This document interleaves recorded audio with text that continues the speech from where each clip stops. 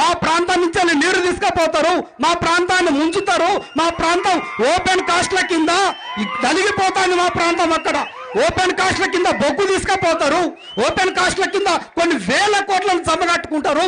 మేము నిర్వాసితులమైతాం, రోగాలు పడతాం.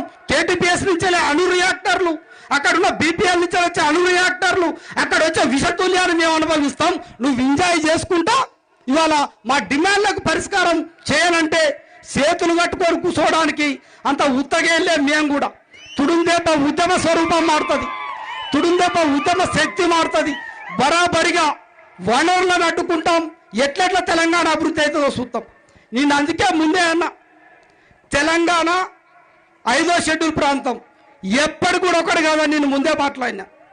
మరి నువ్వు తెలంగాణ రాష్ట్రంలో ట్రైబల్ అడ్వైజర్ కమిటీలు పెట్టకుండా, లంబాడ సమస్య పైన కమిషన్ వేయకుండా, నా పోడు భూములకు పట్టాలు ఇవ్వకుండా, నా పిల్లలకు ఏజెన్సీ ఉద్యోగాలు ఇవ్వకుండా, నా జీవోలను అమలు చేయకుండా, నా చట్టాలను అమలు చేయకుండా నువ్వు ఎంజాయ్ చేస్తానంటే మరి మేము ఎట్లా పోనిస్తాం?